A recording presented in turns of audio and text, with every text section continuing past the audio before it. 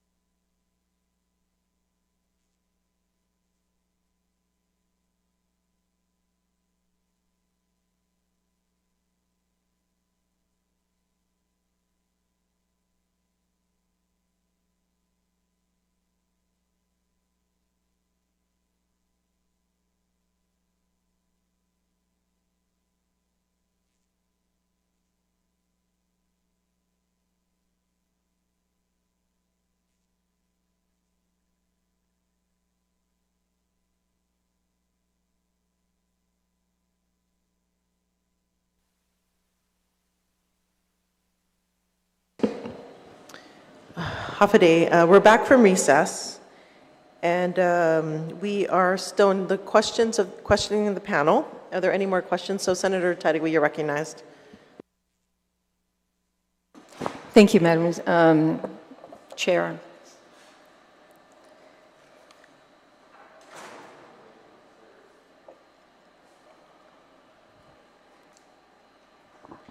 Thank you, Madam Chair. I think we left off with Senator Fisher, and if he wanted to continue on, I'll yield to him. Okay, thank you, Senator Tadigui. Senator Fisher, you're recognized for questions on this panel. Thank you, ma'am. I'm glad to see that everybody returned. Mr. Farron, there you are. I think I've asked you where you worked, and you said that you worked at the Puff Supply? Yes, sir. Puff Supply. Okay.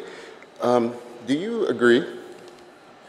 Do you agree that vaping can be addictive? I mean, with the nicotine, because that is the addictive part of it. Yes. Yes. Okay. Are you aware of anything that makes children less likely to be addicted to nicotine? I mean, the biggest thing would be keeping it out of their reach, which ultimately does fall onto the parents and the adults that have access to these devices. Do you believe the devices are safe? I believe they're safe. Some of our devices, so like this one here, it's one of our brands, and the button on the side also acts as a lock. So a child can't just pick it up and like vape it right away. They have to know how to activate the device. So that's another method that we have at our shops to, help prevent the use of vapes in children and our youth. I mean, it's a good thing, I suppose, that it has a lock on it and that you counsel adults not to give them to children, I assume. Is that because vaping is dangerous to children? As anything meant for adults, like alcohol, cigarettes too, it's, should be kept out of reach of children. And yeah, we're taking our part to help prevent this. Okay, thank you. How long have you been vaping? I vaped for a couple years. May I ask how old you are? Right now I am 24. Okay, so you probably started in your early 20s? Yes, sir. Were you a combustible cigarette user before that? I did have a phase with that. It was nothing too crazy, but yes, I have had my run-ins with regular tobacco Okay, cigarettes. all right, thank you. And I'm sorry, I didn't get your last name, sir. Francis? Yeah, last name's Kanata. Kinata? Yeah. Okay, thank you. Are you currently working? Yes. May I ask where? Vape Escape. I'm sorry. Vape Escape. Okay, is Ms. Mendiola one of your bosses? Yeah. Okay. What do you do at Vape Escape? I'm a sales associate. Sales associate. Okay, good. Keep cupping my ear because I don't hear so good. All right. Okay, thank you for that. And then the next gentleman, I believe your name is Tomas? Yes, And may I ask your last name, sir? Borja. Borja. Mr. Borja, are you employed? Yes, I currently work for Vape Escape. My boss is also Bishar Mendiola and Janus Mendiola. Okay, so sir, did you come down here last, I don't know, month ago when we had to cancel the hearing? Yes, Okay, sorry about that. no worries. Are you also a user of vaping? Yes, my first use was tobacco dipping. I was introduced that from my buddies in the Army. Yeah. Yeah, because it was one thing that kept us, I could say, focused and awake Yeah, sure. during my time in the service. Where were you? Iraq? Was that? Iraq? Afghanistan? Middle East, can say. OPSEC, that's why. Middle Okay, East. and there's no question about it. Nicotine tobacco has a calming effect, I'm sure. But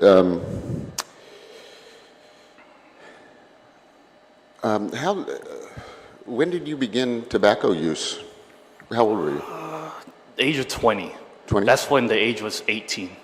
Okay. Yes. And may I ask Legal age. may I ask how old you are now? 28. 28. Okay. And do you currently vape? Yes.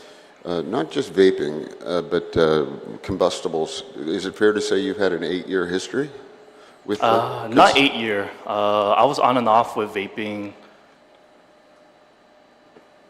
I'm sorry. I was on and off with vaping and tobacco use, dipping, cigarette, combustible. Yeah. But I was more towards the dipping because it was due to military. We can't have any cigarettes around us. Right. So dipping was our way of having that in us at all times in the facility, even though we're not supposed to. Sir, do you believe that you are addicted to tobacco use? And I'm sorry. Fisher, please. I won't answer that This question. is not related to the bill. Again, I think you are, it's actually related to the addictive properties of this product, ma'am.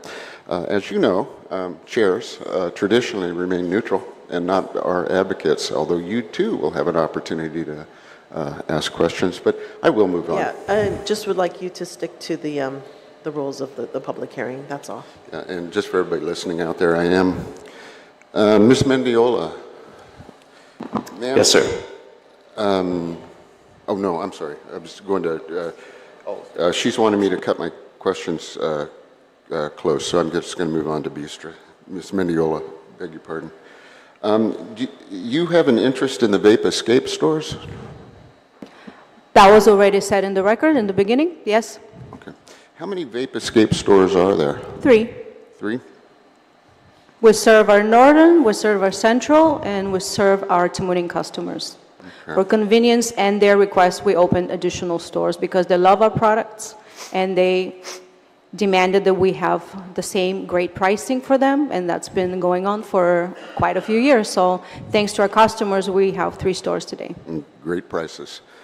Okay. Yes, ends were extremely expensive in the very beginning of the industry, and we brought the pricing down and helped a lot more customers to have a very affordable and good quality product. Okay, great.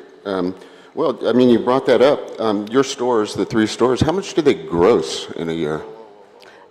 This is something that is a financial information that I will not be able to disclose to you, but Why- If you're curious about anything that relates to income, I would refer you to Department of Revenue and Taxation if they can give you that information. Just Okay, for the well, I don't- record, I don't it's a think- I don't- violation I to actually ask don't for think they income would give you that information. information, ma'am. If you would look at the Internal Revenue Service rules. Yeah. Oh, yes, the bad.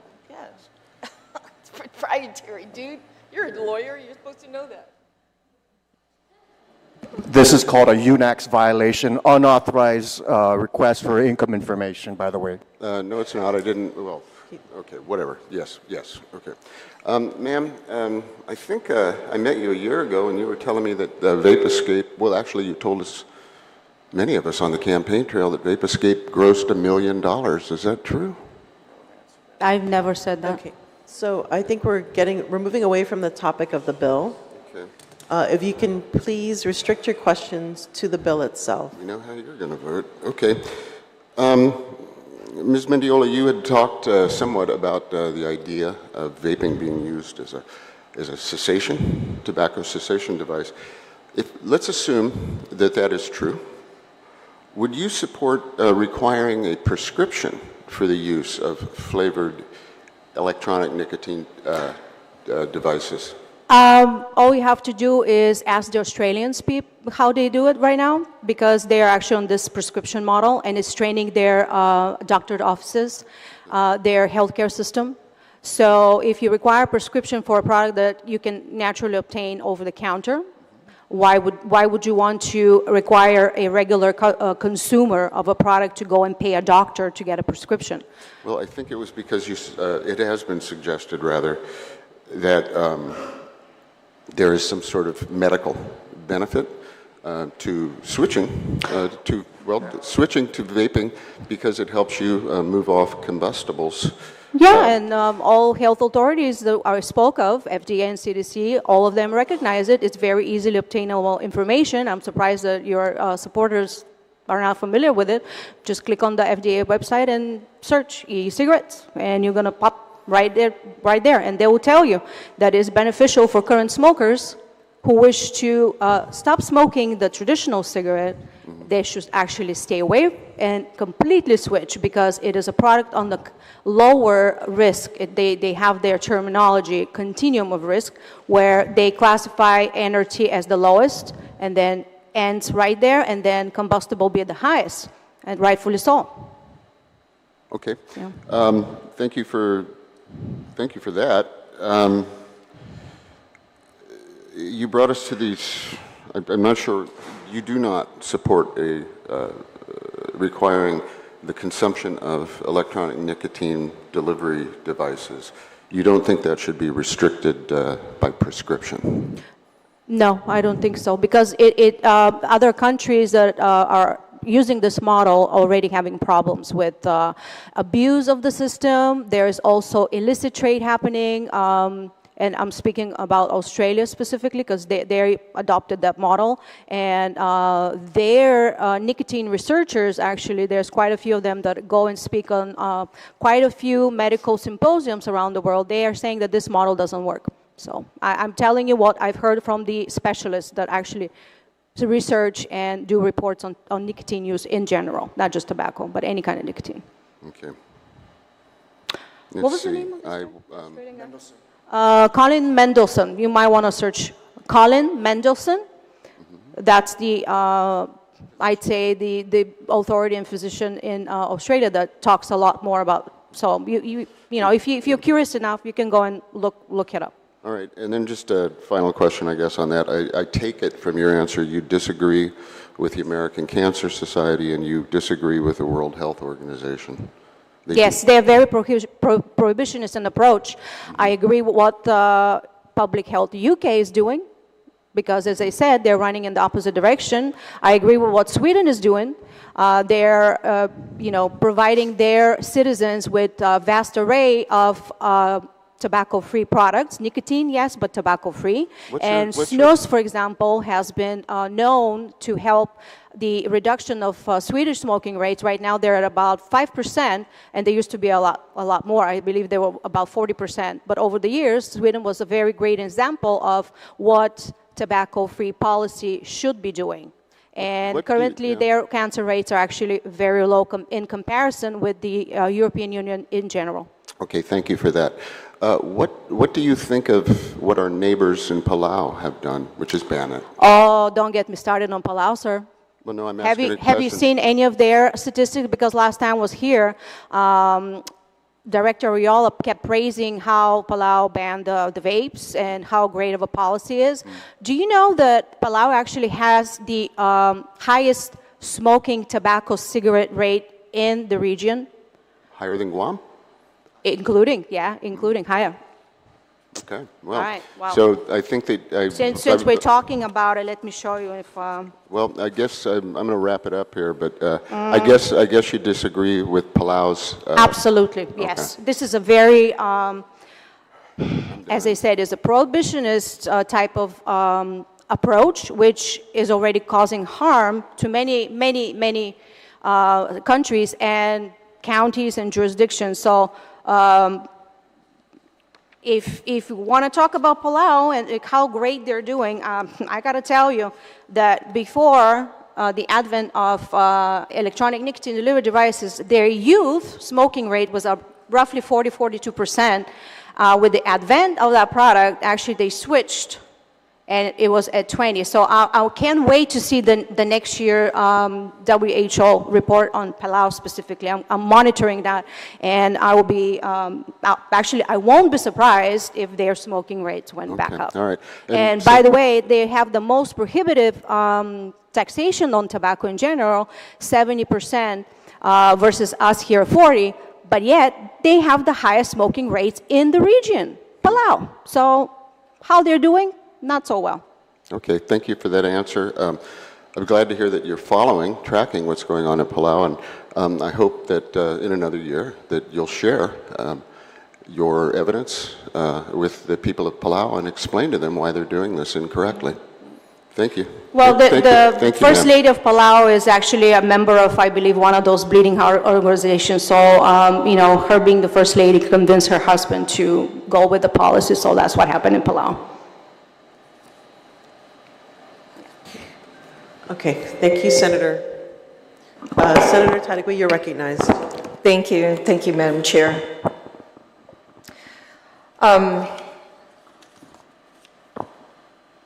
I just wanted to read something into the record, and I think we're having some feedback, so I'll get closer. Okay, I think they heard me. Just wanted to read something in the record from Greg Massey, who provided testimony, and I found it very profound what he said. Just a short section. Thank you for the opportunity to testify on Bill 229-37 regarding prohibiting the sale of flavored tobacco, etc. In my own experience, I have found that uses of vape products, particularly flavored vape products, to me, is beneficial. I was able to quit smoking regular cigarettes after 30 years of smoking by utilizing the flavored vape products. They should no longer be available. I likely would revert back to cigarettes. And since this bill also bans flavors in cigarettes, it would be likely more harsh types of cigarettes. And make no mistake about it, unflavored vape is not vape at all. Let's call this what it is, an attempt to outlaw vape in its entirety. Although many may say that I should just quit altogether, it is my personal choice. It is my body, my right, my decision, and trying to force me to quit should not be the thrust on me by legislation. If this passes, then what is next? Salt, sugar, alcohol, pork chops? Oh wait, rice? All of those are bad to someone's eyes. Where does the government intrusion into my choices eventually end? You can read his entire testimony on the website that's provided by the committee. But what was really astounding is that earlier they talked about the menthol scenario and what's happening in the US. And this testimony comes from Diane Goldstein, My name is Diane Goldstein. I write to you both as a retired lieutenant and an executive director of the Law Enforcement Action Partnership, LEAP. It's a nonprofit organization, it's a nonprofit group of police, prosecutors, judges, and other criminal justice professionals who speak from firsthand experiences to endorse evidence-based public safety policies. Our mission is to make the community safer by focusing law enforcement resources on the most serious priorities, promoting alternative to arrest, incarcerate, addressing the root cause of crime, and healing police community. She goes on to state that a public comment period last year saw 175 comments regarding the ban on methane. I should go back up to that part. A national ban on menthol cigarettes is inching closer. The United States Food and Drug Administration will publish final regulations on the matter according to the agency's spring regulatory agenda. The FDA has been considering making the ban effective 1 to 2 years after publication. A comment period last year saw 175,000 comments submitted on the proposed menthol cigarette ban, with another 71,000 for a similar restriction on cigars. Based on my review, a majority appeared to be against the ban. But there's no indication the FDA will listen. The agency says it's committed to completing the rulemaking process as quickly as possible, unquote, but has yet to publish any analysis of scientific data, expert opinions, or comments. If the ban is enacted, make no mistake, Black and Latino communities will bear the brunt of associated law enforcement. Now, you have a group of a nonprofit organization here, made up of police, prosecutors, judge, criminal justice professionals. And they see a bigger problem, a much bigger problem. I think, Bristol, you brought that up, the black market. And, I was talking to Senator Jesse Lujan earlier, and I'm like, if someone's walking around with, let's say the flavored was banned, and someone is walking around with a vape in their hand, what is the cop going to do? Come up to them and say, let me try out your vape to see if it's flavored? Is that how it's going to work? So, I don't know about you, but we all went through COVID, man. I don't even let people touch me without having my, sanitizer next to me. But how is that going to happen? Cop's going to come up to you and ask to taste it? Your vape? I don't get it. I appreciate all the work, Brista, you've done. And I think it's important, especially if you own a shop. All of you who work at the shop, who own the shop, are taking responsibility to ensure it's safe, to do this much research, and for the public to see. There's almost 100 pages here that these vape shops are doing everything they can to keep it away from children. This bill says that, it's going to stop poisoning our children. It's absolutely not going to stop poisoning our children. Education, outreach, awareness.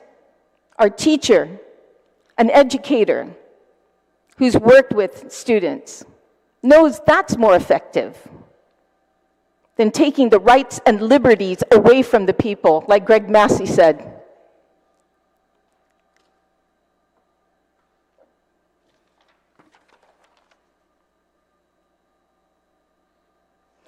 There is a bill that's coming up for taxing, vaping products. And I was very surprised because I found out that all the vape shops that I know of who've come to me all support it. I'll support a taxation on vaping. I was very surprised. And I was actually very happy about it. So I signed up as a co-sponsor of that legislation. Because as soon as we raised the taxes on cigarettes in the 30th Guam legislature, I think it was in 2018, when they raised the tobacco taxes up, and I think they increased it again later on, we saw such a huge decline in the Healthy Futures Fund. And we were wondering, well, where's that funding coming, going to? It's because people are quitting. People are quitting smoking. I used to smoke.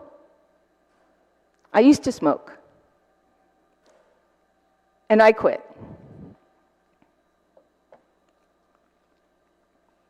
Now, if we start taxing vaping, I'm going to see it, and there's going to be a decline too in those who vape, because it's going to be costly for those.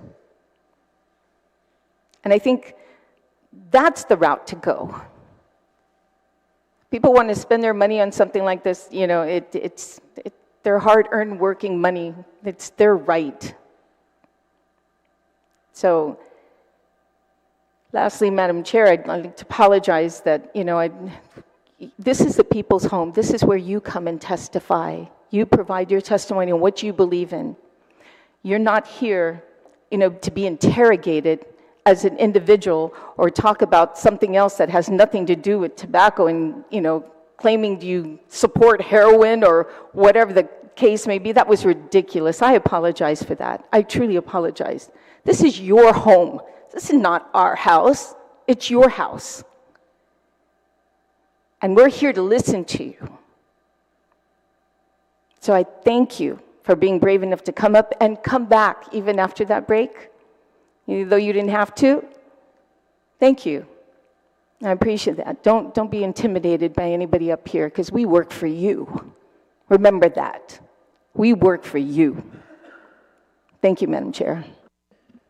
Thank you, Senator. So we're going to relieve this panel. We have two others who have signed up to testify. Yes. So Claudia and Cynthia, you can be relieved at this point. So thank you for your participation. We have others that have signed up to testify: Theseus Mendiola and Daniel Menedang. So you guys, you're relieved at this point. And if there's anyone else that wishes to testify, please come up for the last panel, as from what I could see. Can I just finish and say one thing? Just one. IRS. Sorry, excuse me, Janice. Is this additional? No, testimony? I'm just because everyone spoke, so I was going to close off, and then that's it. Is that only okay? if it's supplemental. I'm just going to, it's supplemental. So I'm going to refer to IRS code, U.S. Code Title 26, U.S. Code 7213 on income information and inquiring and requesting income information. Okay, thank you for that. Thank you. Is there anyone else that would like to testify that hasn't done so? Please come to the table. So Theseus and Daniel. If Daniel's still here, I apologize if I'm not reading his name correctly, but it looks like an N.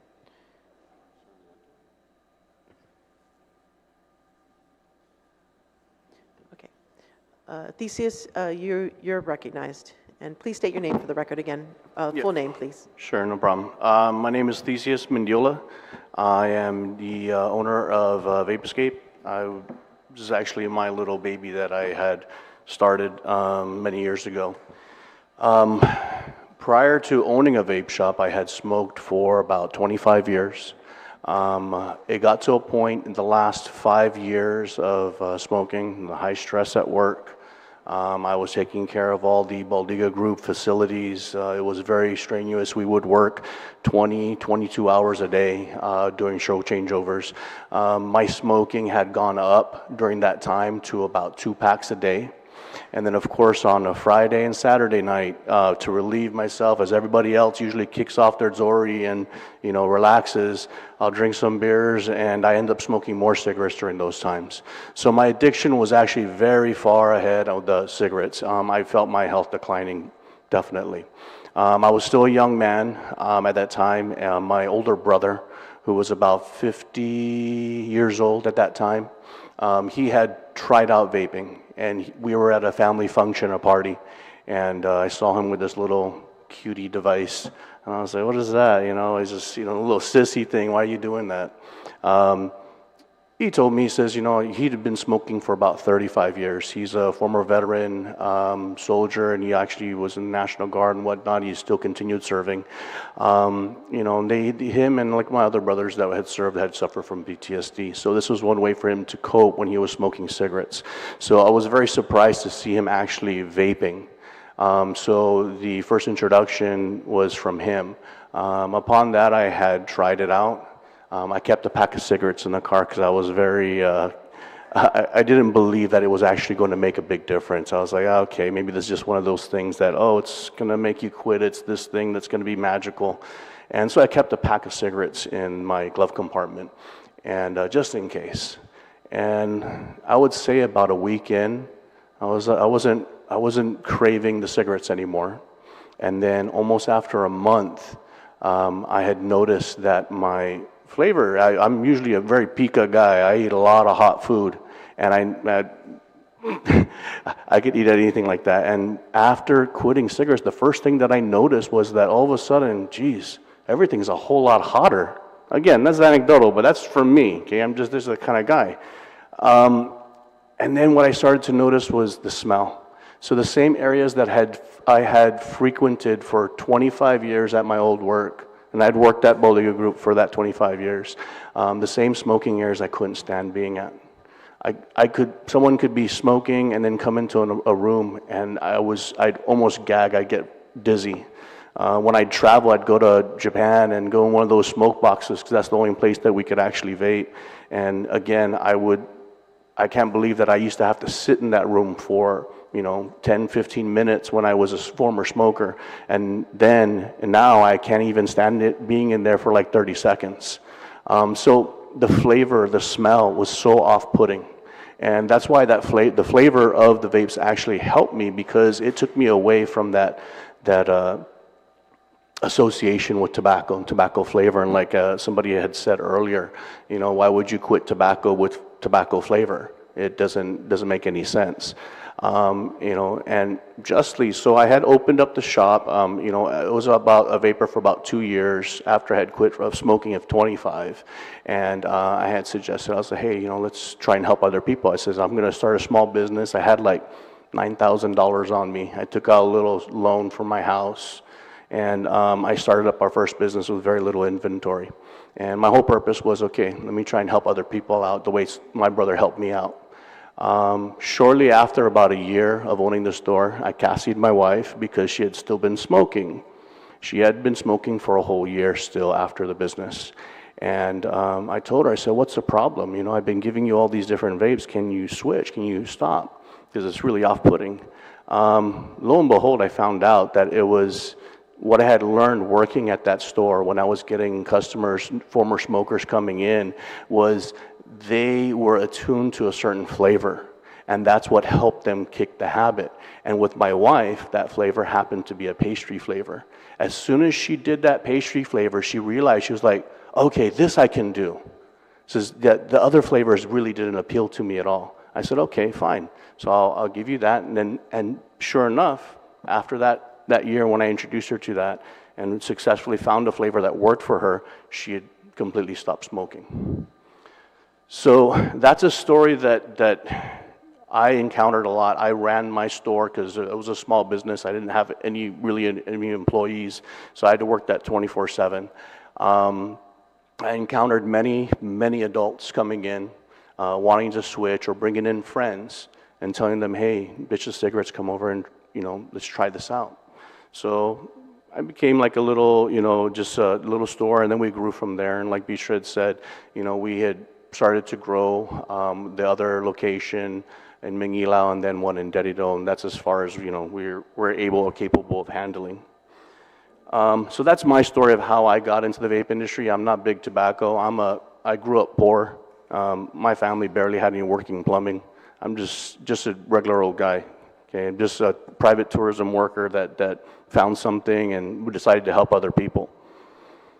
So with that, I have to be absolutely clear that in the local vape industry is 100% in agreement that these adult vaping products do not end up in the youth's hands, whether that's through mom, dad, uncle, auntie, or any adult thinking of facilitating to minors.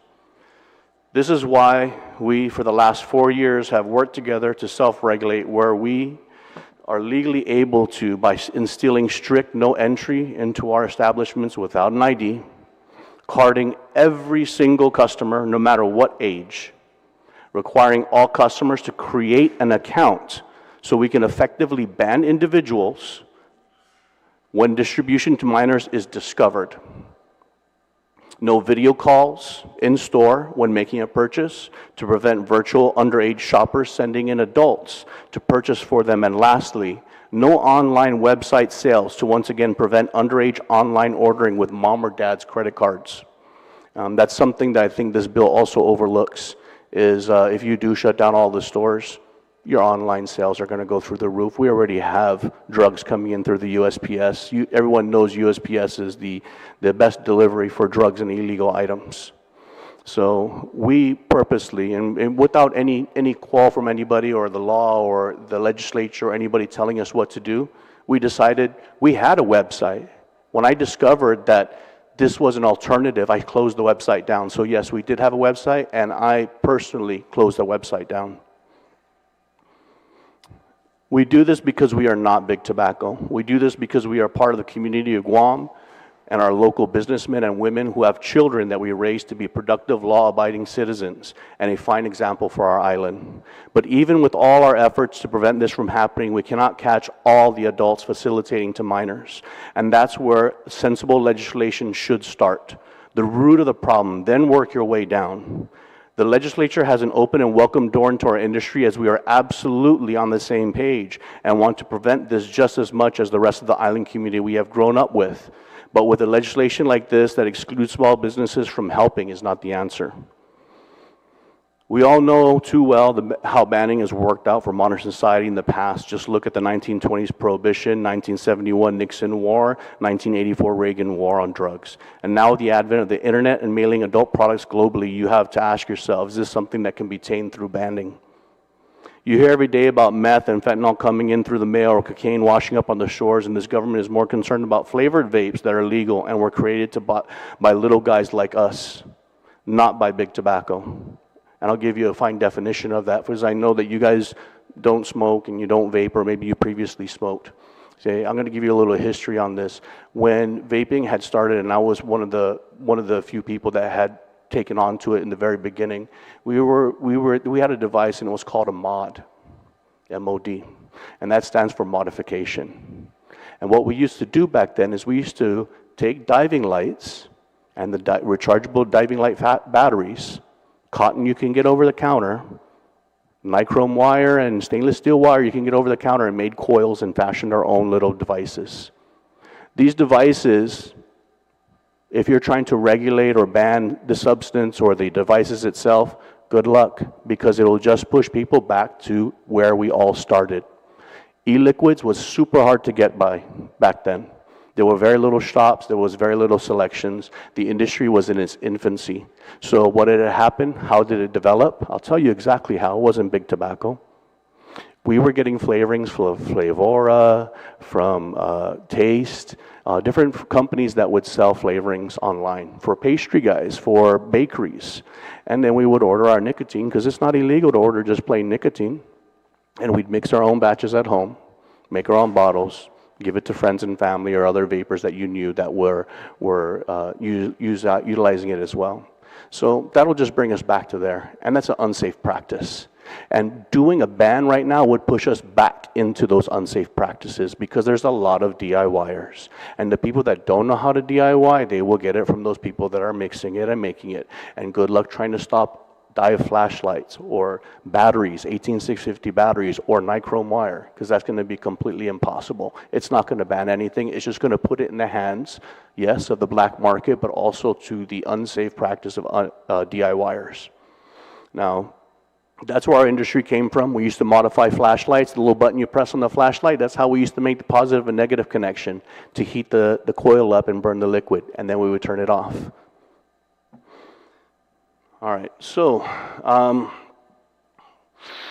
where was I? So yeah, you hear every day about meth and fentanyl coming in through the mail, or cocaine washing up on our shores, and this government is more concerned about flavor vapes than they are that are legal and were created by little guys like us, not to big tobacco, to get off known poison-killing cigarettes so powerful that they kill 8 million people globally.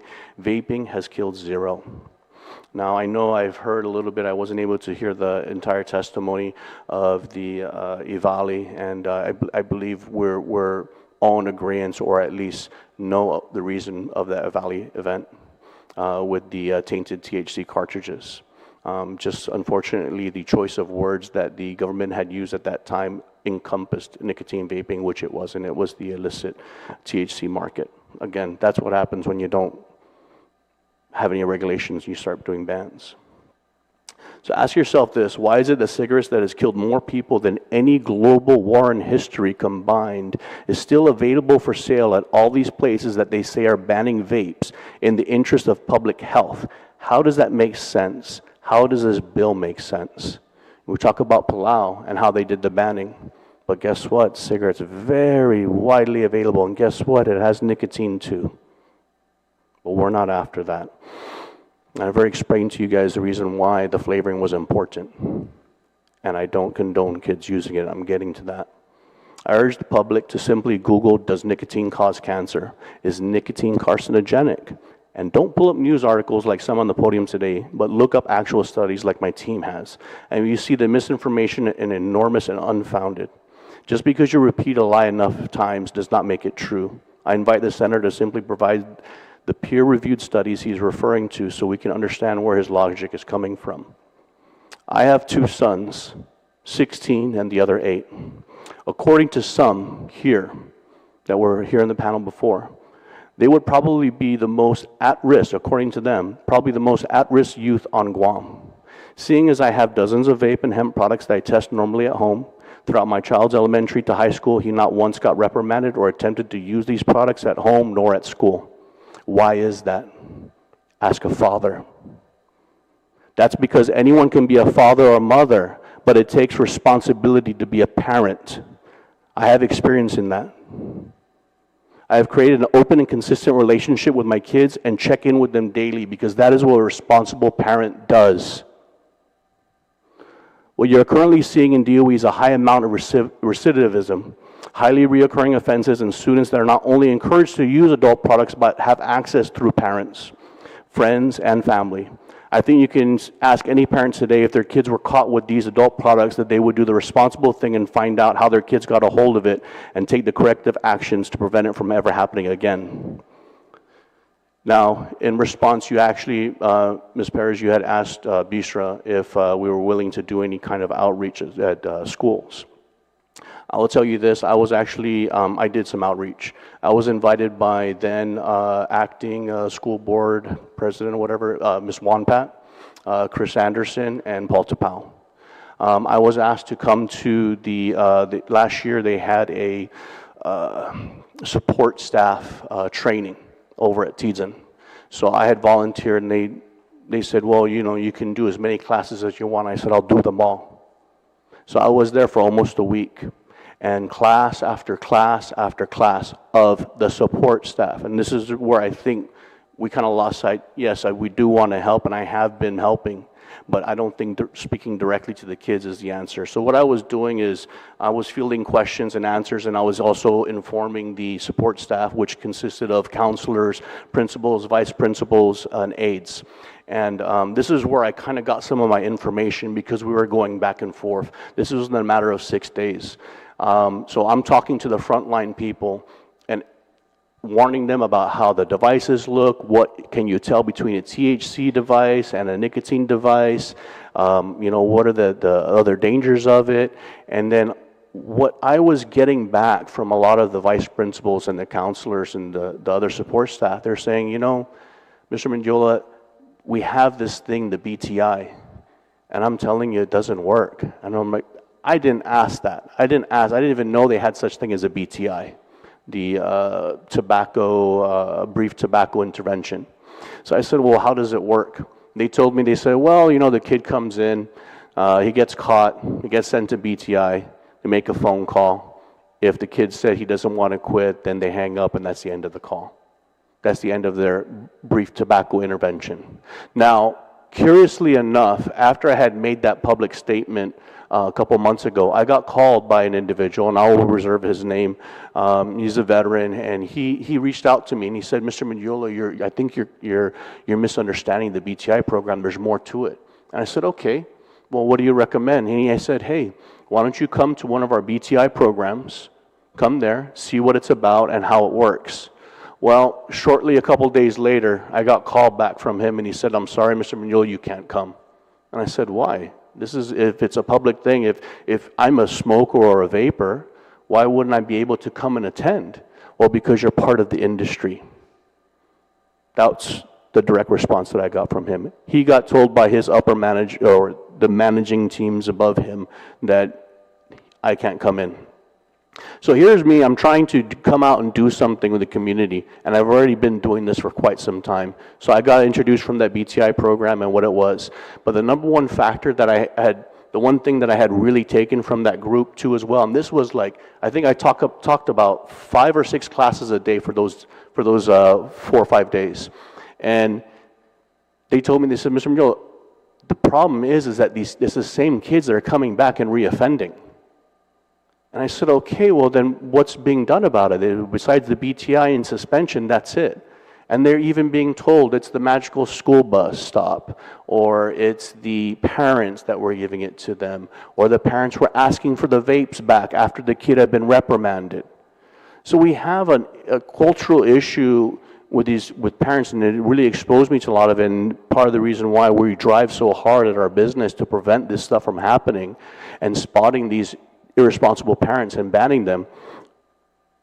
We've gone to the point where we require all our patrons to have an account.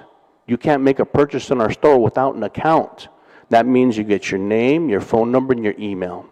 The minute that, when we've caught them a couple times, they can walk right outside the door, they get in the car, and guess what? There's 2 teenagers in a high school uniform, and they freaking give it to them. Right off, sales associate notices it, reports it to us on our chat group, we authorize an official ban, that person comes back in, guess what, it's in all our entire system. And we send the photos and the information to all the other vape shops to put the same ban on the individual.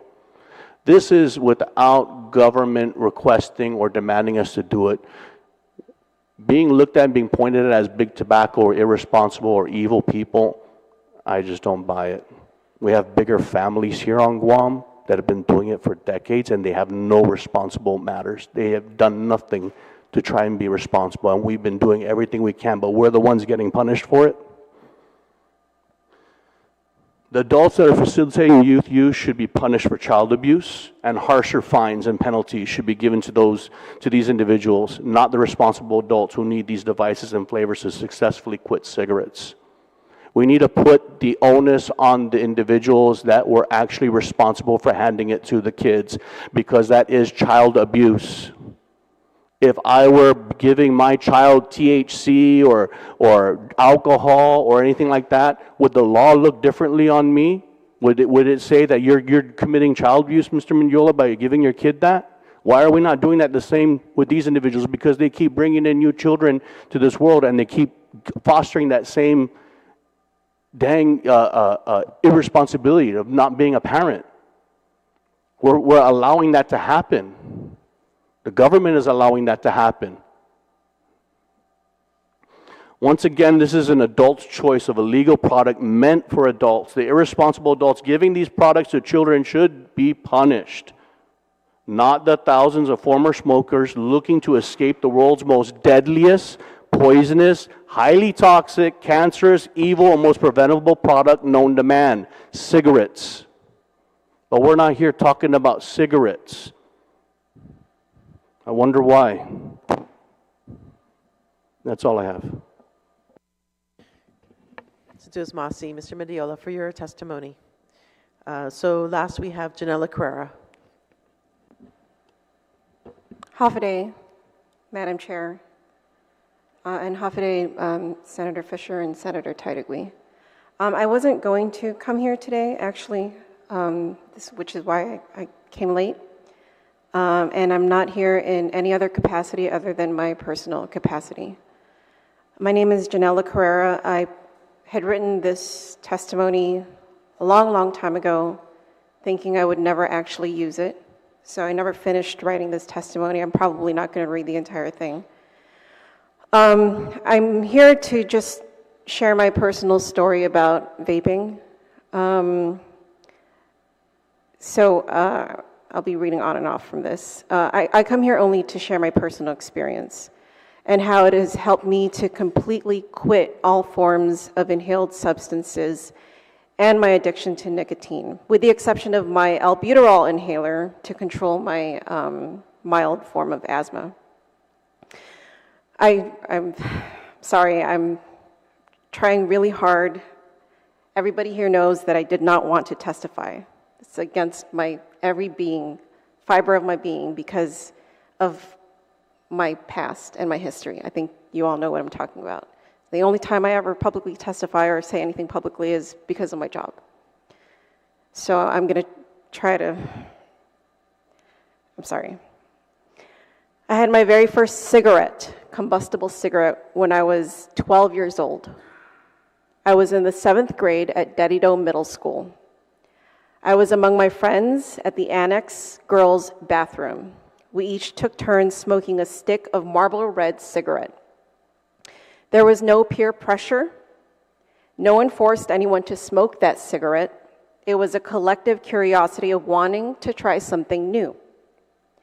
I continued to smoke cigarettes at the back of my school bus stop after school whenever I could get my hands on a cigarette. I hid this from my own friends and, of course, my family. I noticed that I only smoked when I went through periods of depression. In high school, when cigarettes became less accessible to me, the smoking stopped. I resumed smoking on and off at the age of 18, all the way until I was 31. I wasn't a heavy smoker. It was like a, oh, there's cigarettes. Maybe 1 stick a day, maybe 1 to 3 sticks every other day, something like that. I wasn't a heavy smoker. It was just something to cope with stress here and there in my life. I received, and so at age 31, I was introduced to vaping. So this was, I would say, maybe, gosh, I don't know, what 10 years ago maybe? So I received it as a gift. The day that I received the vape as a gift, I quit smoking. I just said, oh, well, here's a vape. I'm not going to smoke anymore. It wasn't even, there was no question, because I had the replacement.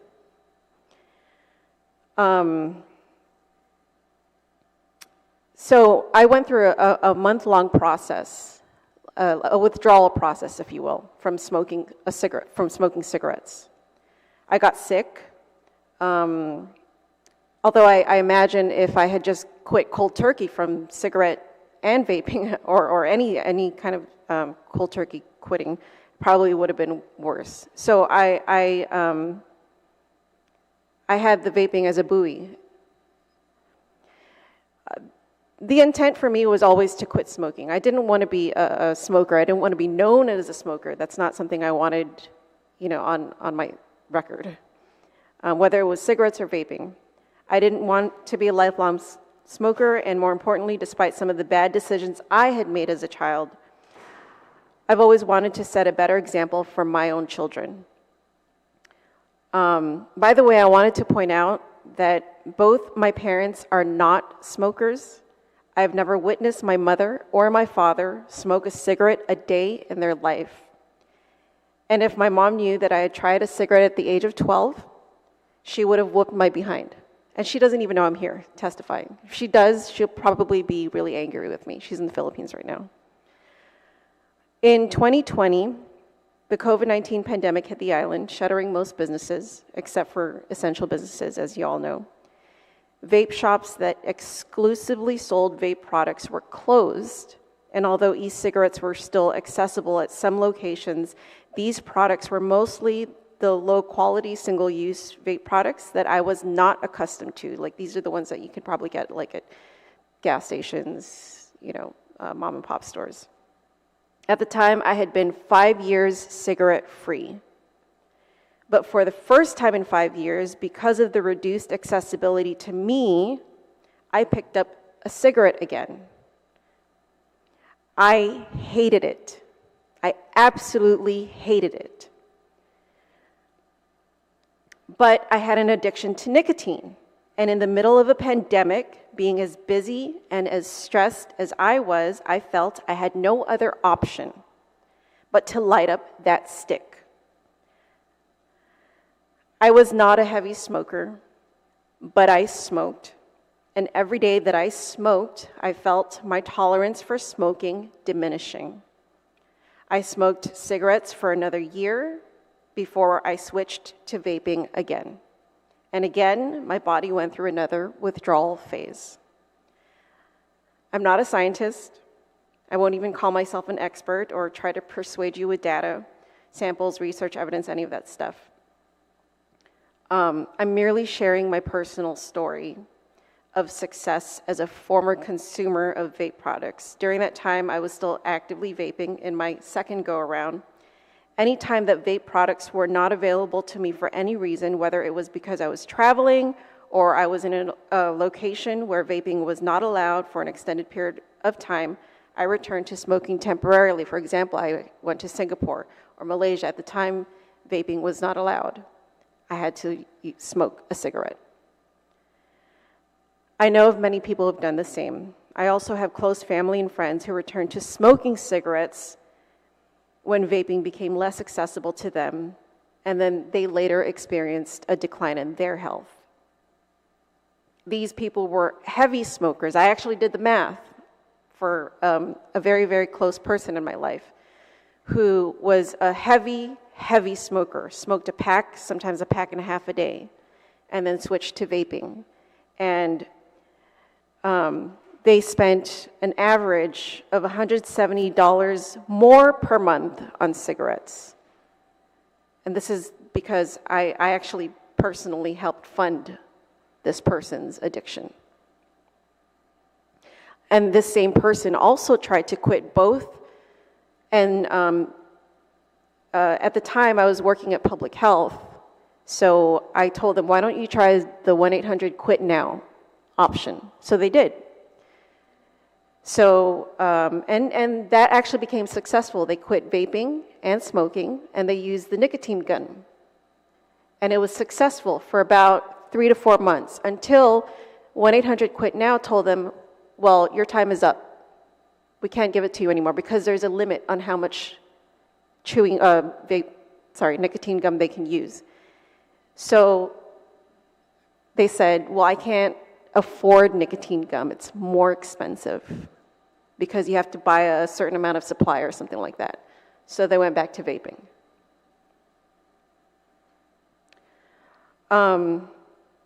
So now this particular individual I'm talking about is now in their 5th attempt at quitting smoking. They're vaping.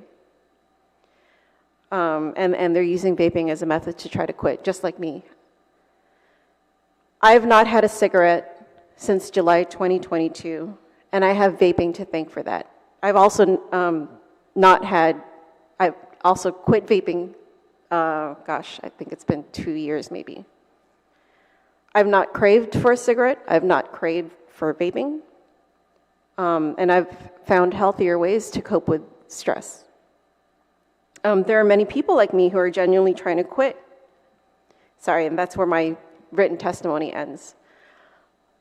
So you're prohibiting access to these vape products for people like me, who are a success story. I was listening and I was watching, I'm on my lunch break, so I have to get back to work soon. I was watching the public hearing, and I realized there are a lot of people who are saying, well, you know, it's a cessation tool. It helps people quit smoking. Well, I not only quit smoking, I quit vaping too. Because I wanted to. And there are people who actually want to quit vaping also through vaping. And I know of people who've quit both. I have another story to share. I have 3 children. All of them have mild, well, one has severe asthma. The other 2 have asthma. My children will not touch vaping. And I know you're thinking, oh, you just don't know your kids. No. I have a daughter who has a friend who vapes. My daughter is 13. And she told me all her friends, they all condemn this one friend. I mean, they love her friend, their friend, but they all say she's the one friend who vapes. And I asked her, well, what does your school do about it? It's hard for them to regulate this. So one day, she had to carpool with this friend of hers. My daughter will kill me if I share this story.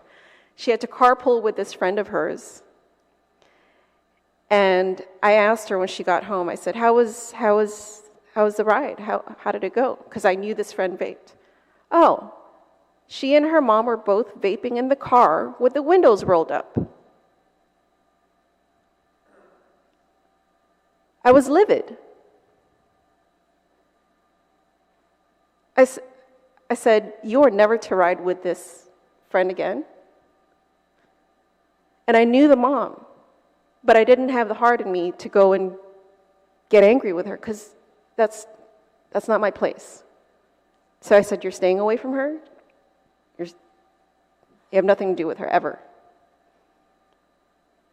And she said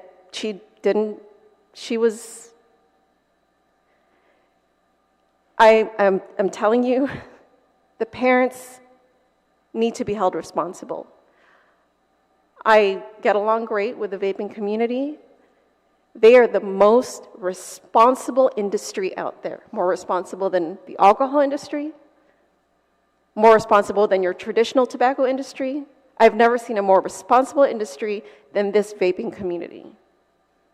And I would feel safe, I would actually feel more safe having my children around them than any other industry. Thank you. That's all I have. Thank you so much, Janella. That was a lot. Can you maybe talk about how did you get off vaping? What was it? That was always my goal. So I think it was in the summer of 2022. I was just going through a lot. And so from the pandemic, when vaping became less accessible to me, and I returned to smoking cigarettes, like, as I mentioned, I hated it, I loathed it, but vaping products were just not as available and accessible. So my goal was, once it becomes more available, once the restrictions are lifted, I have to go back to vaping, or I have to quit somehow. So when I went back to vaping, I set a goal for myself that I'm going to try to reduce. So I think I went to Saltnik. Sorry, this industry. Saltnik is 50 milligrams. Yeah. 35. Yeah, TJ would know. So I went to Saltnik, and then I tried to reduce it down to stop using Saltnik, and eventually just reduce the amount of nicotine, and then use the non-nicotine type of e-juice. And then eventually, I think there was at one point where I kind of got a little sick, like a flu sick. Sometimes when you're sick, you just don't want anything in your system.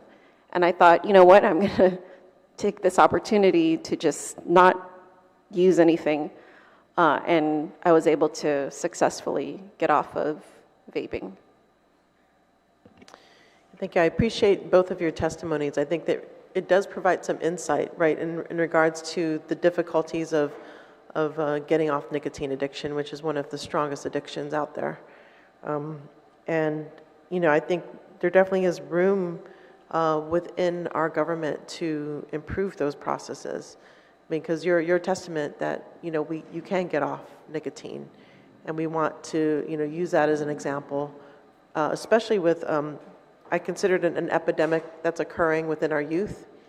And you provided an insight too as well, because there was, you just wanted, out of curiosity, tried it when you were 12 years old? I was 12. 12 years old, yeah, which is about the time a lot of the youth are experiencing it in elementary school. Not knowing really what the effect or the outcome could be, because I know, nicotine is addicting. Yeah, there's a lot of information that everyone provided here. It is a complex situation, right? It's very complex and very personal, a lot of personal stories. But yeah, I think that, considering, my interest is how do we prevent it, first of all? What can we do to prevent the youth from getting it? And again, there's a complex answer behind that. So I would like to, I just want to extend my appreciation to everyone that has come here today, endured the 5-hour plus, almost 5-hour public hearing. And yeah, we'll definitely, there's a lot to digest. So I appreciate everyone coming out. So I'd like to then open the floor to my colleagues for any questions or comments at this time. And just keep in mind, there is a 2 o'clock yeah. public hearing. Yeah, thank you very much. Yeah, we're going to lose the room at 2. Ms. Carrera, so you no longer vape? I no longer vape. Congratulations. Thank you. It's difficult. I mean, the Surgeon General did say it's harder to quit than heroin. And as a former user myself, not of heroin, but of nicotine and tobacco products, I know that to be true. And the fact that you said you tried maybe 5 times to quit is not a surprise at all. That just is a testament to how powerful it is, and it's a continuing struggle. So congratulations on that. Thank you. And I know that you will be successful. And I also appreciate the fact that you were concerned when your loved ones were in a car with people who were vaping. And you're the kind of responsible parent we need. So thank you very much. And then, Mr. Mendiola, I appreciate the fact very much, and I accept it absolutely at face value, that if you're 21 years, or if you're younger than 21, you're not getting in your store. You will prevent that. I also accept absolutely that you do not allow videotaping or whatever in the store, because people will virtually shop. The fact that you have a roster of users, I forget what the phrase you used, an account. Yes, it's accounts that we place when we find the individual to offend or to pass it, visibly to pass it. We replace their first name, or we add to their first name in bold caps ban, which is then across our whole entire POS system, which the sales agents, whenever they get the phone number, it's required to have a phone number whenever you come in and make a purchase, and then we double check the ID with the account name, and then if it does say banned, that person is okay. And I think that's a responsible thing to do, and I accept that you do that. But my follow-up question is this. I think Guam, among the middle schoolers that age, we beat the world. Nobody on the globe has a higher rate of consumption among children than we do as a vape product.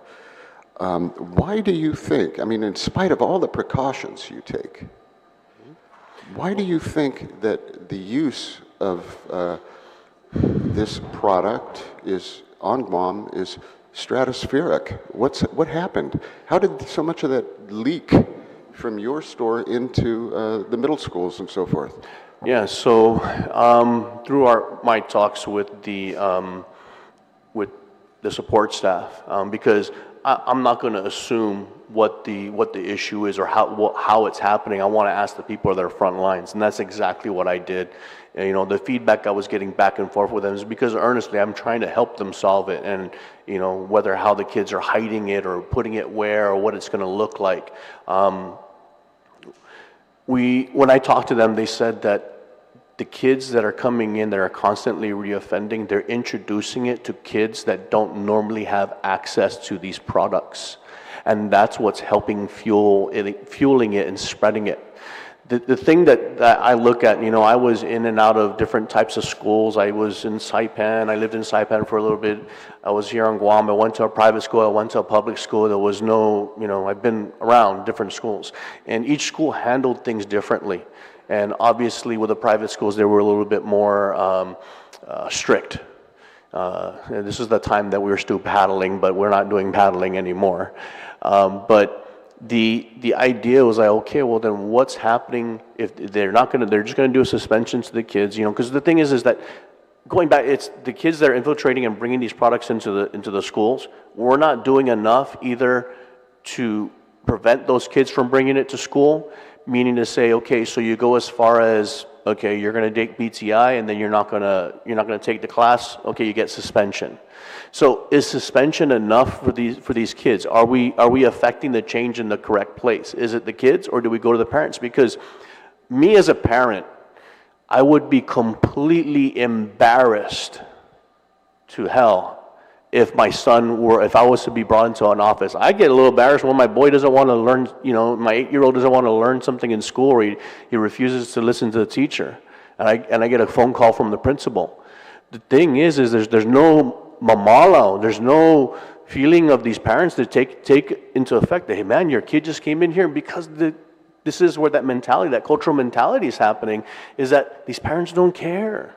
They didn't care in the first place. And are we as a government, are we going to look and say, well, your kid is reoffended? And here's the thing, this has happened throughout all of middle school. They're saying it's happening in 3rd grade, 4th grade, 5th grade. Same individual, same kid, going to the same school, and nothing's ever happened. We're seeing this. They have the data. DOE has the data and the information on these reoffenders.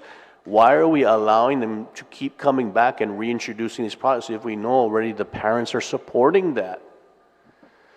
So my response is, yeah, I think we're a little too lenient. We're not finding more creative ways to try to reduce that from happening. And if that means, like I said, to take it to the next level with the parents, where, you know, there's either community service. Maybe you're not going to do capital punishment. You're not going to do the parent can't afford it because, you know, $50 at this time now in the economy is too much. But what about you come out and you do community service? What about you do something that kind of like doesn't, you know, I remember they used to make us pick up trash around the school when I was at GW. And we did something wrong. We were going around there, and yeah, we looked like the little, you know, the shame in essence. But I don't know what it's going to take here right now, what the answer is. I don't have all the answers, but I'm telling you that's the reason why these kids keep coming back. We're not doing enough to stop that from happening.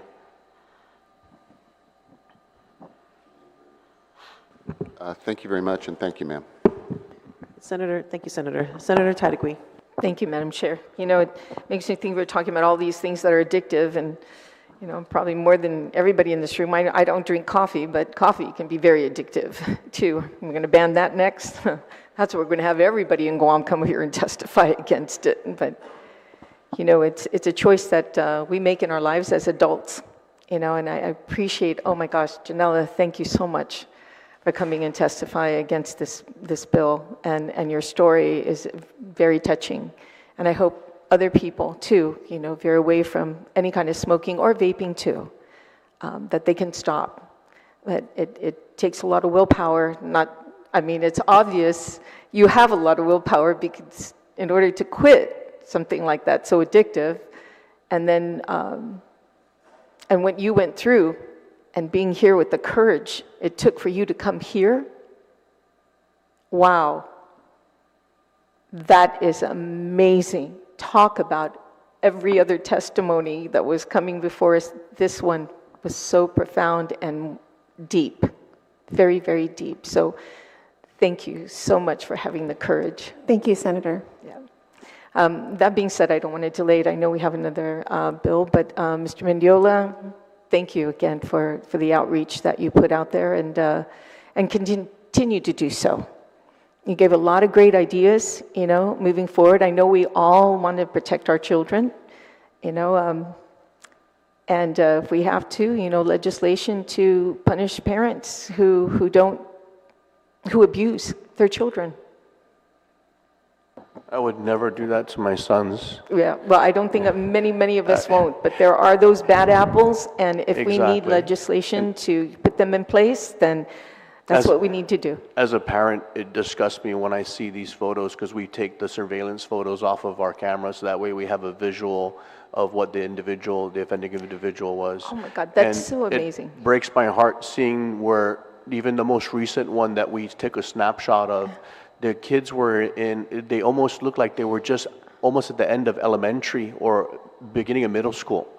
I have a heart, and I swear to you, these people that come in and do this, as a parent, I'm so disgusted. Yeah, and I tell you, for you to have this network within all the other shops on this island to provide information, pictures and videos, banning certain people from going into the shops without the government telling you to do so, bravo to you. We'd gladly give all the photos That and is- information to the GPD and whatnot. Right. And I know, Clara, you wanted to say something real quick? Yeah, I wanted to say as a parent myself, I have a 12-year-old child now at that tender age who could be susceptible to peer pressure or to curiosity.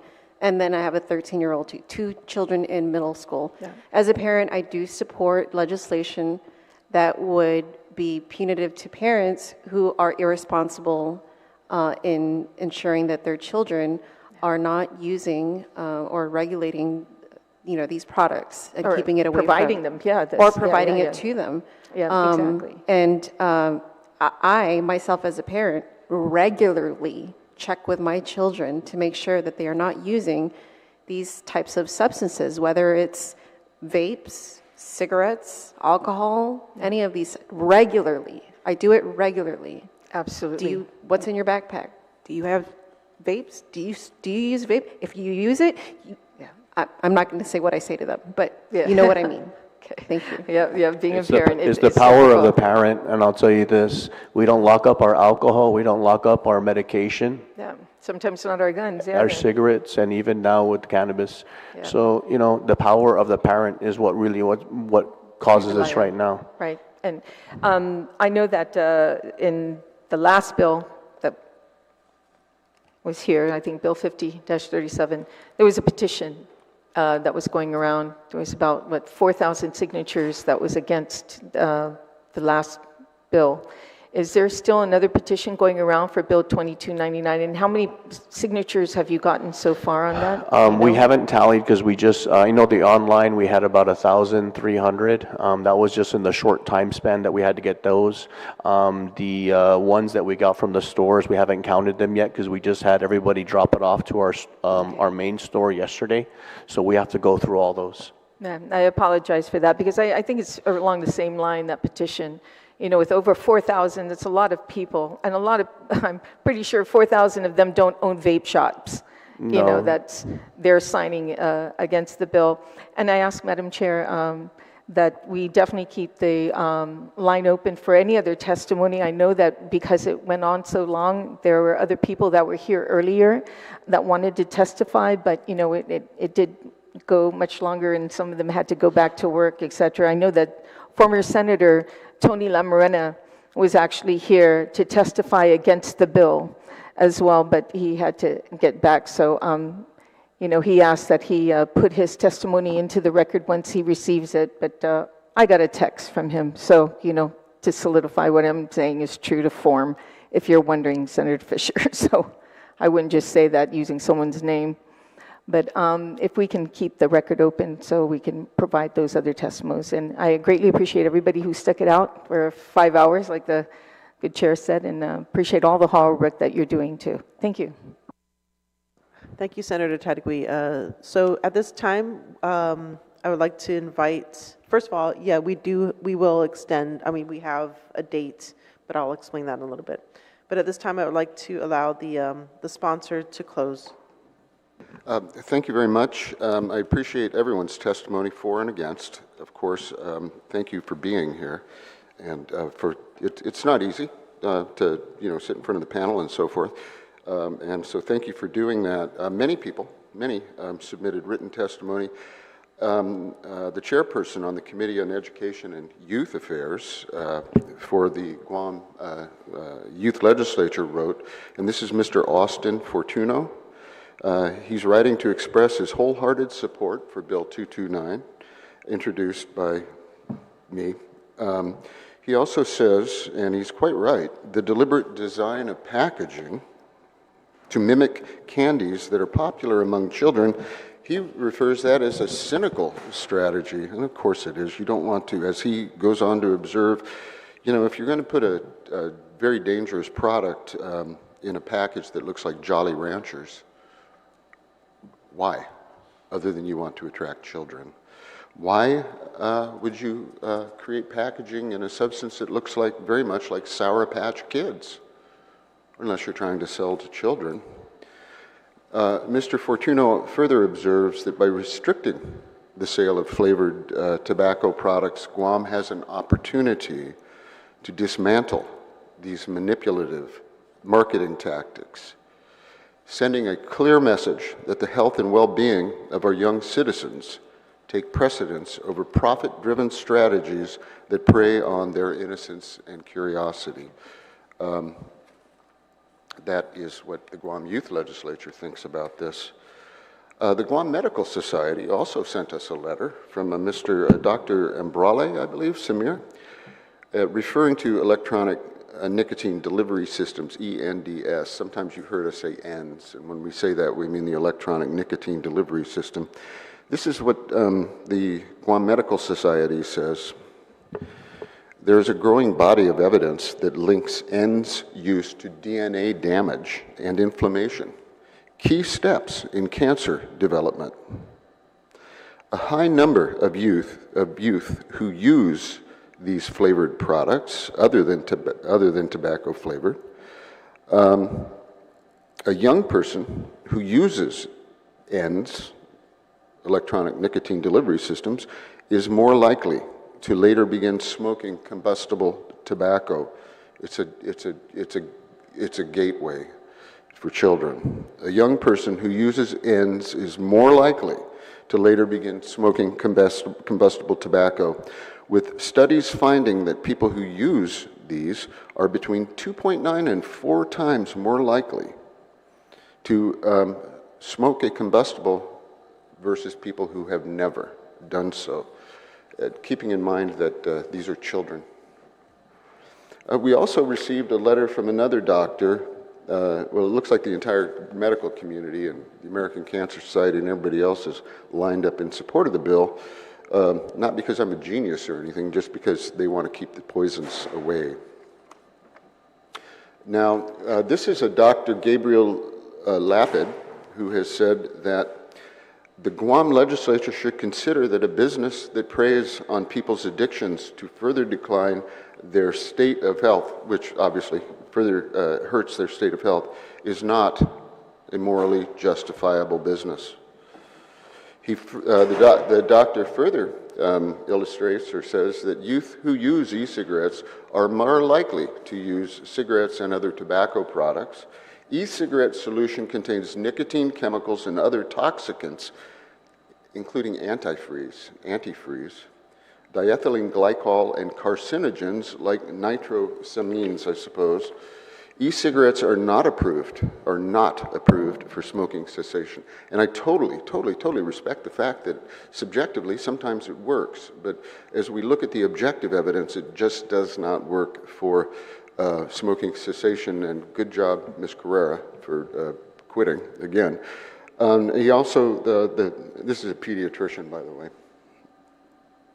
Youth are uniquely vulnerable to the nicotine in e-cigarettes because their brains are still developing. The neurology clinic, Dr. Ramel Carlos, tells us that he supports banning these flavored tobacco products because, as he notes, the addition of flavors promote tobacco and e-cigarette use by masking the harsh flavor of tobacco, enhancing the effect of nicotine on the brain, strengthening the addictive properties of these products, making it more difficult to quit smoking and other forms of tobacco use, altering nicotine metabolism so that users want to use more and more of the product. Several times, ma'am, we have heard people talk about this idea of choice.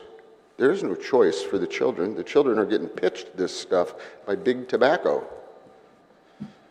Jolly Ranchers, Sour Patch Kids, chocolate cake, strawberry shortcake, 20,000 chemicals added to this stuff to addict children. And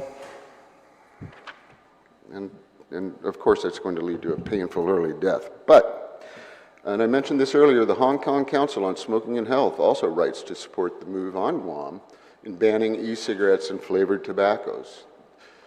So it's hardly limited to what's going on our island. It is global. We have heard from Guam Behavioral Health. We also heard from apparently an individual who calls herself a child of Guam, and she says, "Since I was a teenager, I have watched vaping e-cigarettes wreak havoc over my generation, the island, and now children younger than me. When vaping started to trend, I was a freshman in high school. The attraction at first was the large clouds of smoke, which we've all seen, the large clouds of smoke that can be achieved by a vape, then the sweet smell that fills the air after, and of course all the flavors that you can imagine. The smell and the flavors entice the youth to try vaping. As I speak from experience, if vapes did not have such a sweet, enticing smell or different flavors to try, I probably would never have tried vaping." And then, of course, this person supports the bill as well. We've also heard from Ms. Teresa Unisog, who's submitted written testimony. She has a Master's of Social Work. She notes, "Our youth e-cigarette use is the highest in the world." It's stunning. The highest in the world. How is this poison getting into the stream of commerce? It's getting in there somehow, whether it's irresponsible parents or whatnot. It's nevertheless killing our children. It's killing the next generation. Every day, one person from Guam dies from tobacco. Over 60% of cancers on Guam are from tobacco. 66% of students are exposed to secondhand smoke, and tobacco use is increasing among middle school children.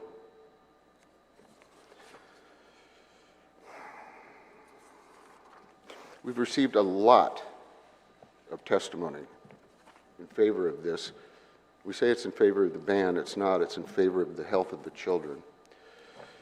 I would note that those who have testified in this case in opposition to the bill, to a person, have a financial interest in the industry. Those with an interest in promoting public health and protecting children support it.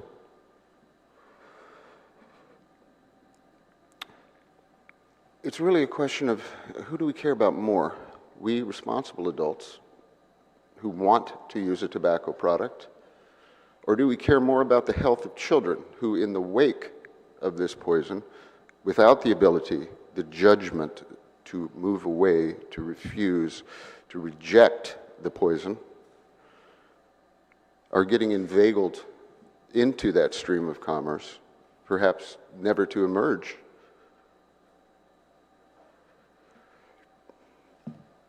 I will not blame this scourge.